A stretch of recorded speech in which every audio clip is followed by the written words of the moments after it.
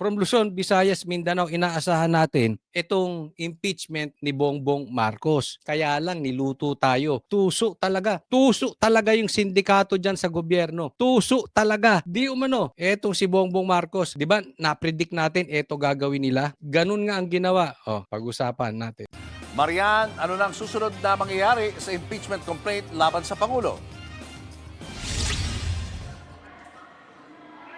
Yes, Julius, ngayon nga nai-refer na sa House Committee on Justice itong dalawang verified impeachment complaints laban nga kay Pangulong Bongbong Marcos ay uumpisahan na nitong Committee on Justice yung impeachment proceedings. Ibig sabihin po na 1-year bar rule. Ipatutupad na po ito, bawal na may maghain ng panibagong reklamo laban po sa parehong opisyal o laban kay Pangulong Bongbong Marcos.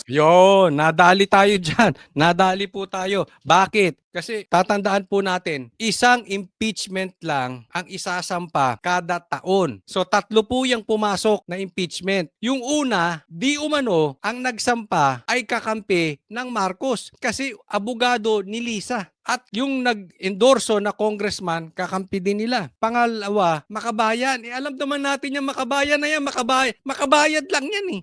Ano sinasabi natin before? Mga yan, ay tanim impeachment lang. Galing mismo sa kampo yan ng mga sindikato. Di umano.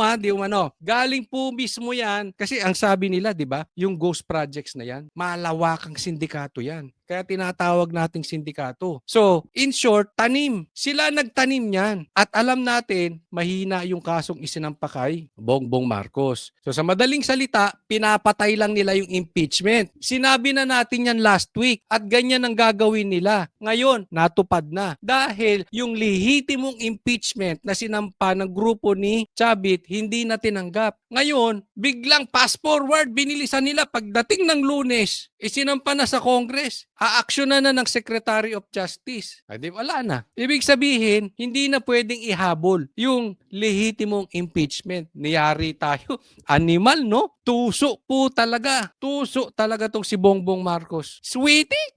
So ito po yung dalawang impeachment complaint na pagtutuunan ng pansin ngayon ng House Committee on Justice. Tutukuyin ng komite kung sufficient in form and substance po itong dalawang reklamo. So, ang mangyayari po niyan kung mayroon pong sufficiency in substance and Ay, baka mamaya may mapunta na naman sa bundok, ha? Di ba yung congressman na yan, yung kulot na congressman na yan na nakasalamin, inirereklamo nung nanay dahil ni-recruit yung anak niya at dinala sa bundok, patay. Hindi ako nagsabi yun, ha? Hindi ko nga alam ba't hindi binabalita ng mainstream media yan. Kaya duda rin ako sa mga karakas nitong mga nagsampa nito, itong impeachment na yan. Baka mamaya yung sinampa nilang impeachment, yung loob wala ding silbi. So anong madaling salita? Makakawala si Bongbong Marcos. Kaya nga 'di ba, sabi ko nga sa inyo, ang tawag dito sa Makabayan Black, makabayad eh. Bayad-bayad lang naman yan. Baka naman nagpapataas lang kayo ng presyo. form, bibigyan po nila ng 10 araw itong respondent o si Pangulong Bongbong Marcos na Parang tanga, nagpo-prosesyon pa, no? Magsasampa lang. Ako, kasama po kami ni Attorney Torion. Ako, si Boss Dada. Nagsampa po kami na diyan sa Supreme Court para gawing unconstitutional yung impeachment ni BP Sara. Na ireklamo na ito'y unconstitutional. Nagtagumpay din naman.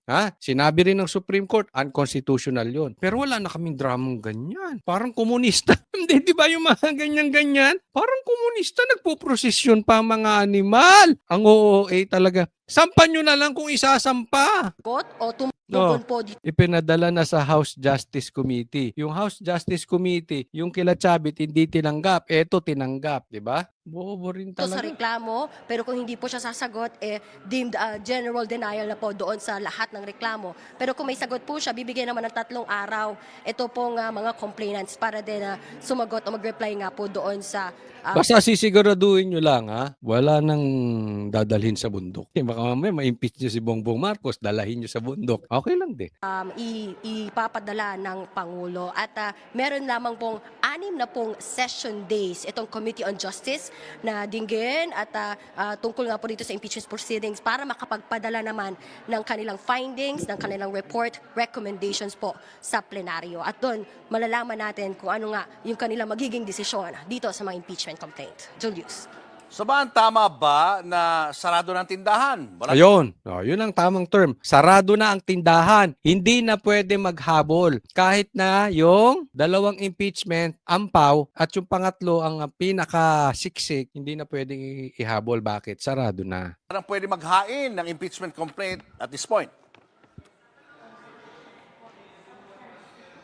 Tama ka dyan, Julius, ano, one-year bar rule sa ilalim ng konstitusyon, oras po na ma-refer sa Committee on Justice na nangyari po ngayong gabi, hindi na pwede maghain ng panibagong reklamo o impeachment complaint laban kay Pangulong Bongbong Marcos sa loob po yan ng isang taon. Ano? So, sa madaling salita, yung sinasabi natin na mangyayari na itinatanggi nila, nangyari. Kitang-kita po natin kung paano ang pagkatuso ni Bongbong Marcos. Di ba? Yung bridge na hindi niya proyekto, inangkin niya. Etong impeachment, tinanim nila. Ganyan po. Nakikita po natin etong aksyon ni Bongbong Marcos na ito. Ito ay pinapakita sa taong bayan na talagang malawakan ang nakawan nangyari sa gobyerno. At hindi nila papayagan na sila ay maimbestigahan. Hindi nila papayagan na ipakita sa taong bayan na ibabalik namin ang tiwala ninyo. Hindi. Talagang ang plano ng gobyernong ito, lusutan at lusutan lang. Hindi para ayusin talaga ang bansang Pilipinas. Ari po yan sa susunod na taon na muli pwedeng buksan ang tindahan. Julius. Itong dalawa yung Maan dagdag doon sa pagulo mga eh. reklamo, maan doon sa mga Yan, dalawang maan doon sa mga reklamo. Wait! Yan. Silang dalawa eh.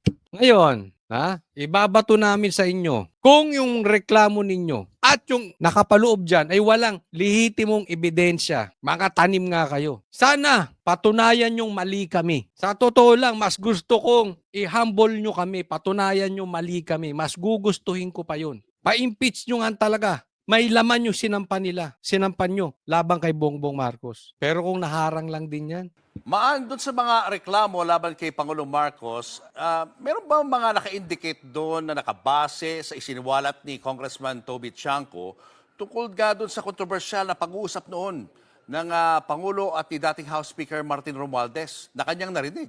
parang medyo Julius. Pumupuyok-puyok ka, parang ako din yan, parang ako. Ito yung issue dyan, okay? Kasi di ba si Vince Dizon, nandun siya nung pinagalitan ni Bongbong Marcos si Tambaloslos. Sabi niya, ilang bahay ba sa Forbes ang gusto ninyo? Kaya ako walang magawang proyekto dahil sa hindi directly ganito pero parang ganun na. Pangungurakot nyo ni Saldico sa pagnanakaw nyo ni Saldico. Kasi kinukuha nila yung pera. Sinabi po yan ni Chanco na si Chanco ang campaign manager noong 2025 election ng partido ni Bongbong Marcos. Nagukuha natin. So kakampi to ni Bongbong Marcos. Yun sana ang isa sa gagamiting reklamo nung pangatlo at lehitimong impeachment. Kasi doon pala makikita natin to the very least, alam ng Pangulo kung hindi man siya kasabwat, which I doubt, hindi ako naniniwala doon. Pero kunwari, hindi siya talaga kasabwat, alam niya na nagnanakaw yung dalawa. Walang ginawa si Bongbong Marcos. Naiintindihan? Inutil talaga. Pero hindi ako naniniwalang inutil. Kasabwat si Bongbong Marcos. Tanong ko sa inyo, ano sa tingin ninyo? Si Bongbong Marcos, dalawa lang yan inutil o kasabwat. Inutil o kasabwat. Sige, ilagay nyo dyan sa comment section. Ako, sa tingin ko kasabwat. Opinion ko yan Julius, sa mga nabasa natin, sa first and second impeachment complaint, hindi naman nakadetalye yung tungkol dyan sa nabanggit mo na pahayag o yung kwento nga nito ni Navotas Representative Toby Chanco doon sa kanilang pag-uusap ni Pangulong Bongbong Marcos. So hindi raw kasali. Yun ang sabi ng reporter. Sabi ni Defensor, yun sana ang isa sa kanilang irereklamo. Kasama yun sa impeachment nila. Kasi matindi yun Walang lusot si Bongbong Marcos dun. Wala siyang kalusot-lusot. Alam mo pala ba't wala kang ginawa? Ni dating House Speaker Martin Romualdez. Ang malinaw, isa nga doon sa pinakamabigat na alegasyon na tinukoy ng mga complainant yung alegasyon ni dating Congressman Zaldico ng kickbacks at budget insertions. Yan yung isa sa mga pinakamabigat na argumento lalo din ng Makabayan Black na gusto talaga nilang matukoy ano nga ba ang kinalaman, direktang kinalaman ng Pangulo tungkol dito. Ayun. Ang pinakamatinding reklamo kickback. Naalala natin, sabi kasi ni Saldico, nagpadala siya ng pera dito kay Bongbong Marcos. na hinatid dito sa Forbes. At magte-testify nga, magiging witness ito si Saldico. Then again, yun nga, hindi nila pinayagan yun. Nakita nyo, no? Ang sweetik ni Bongbong Marcos.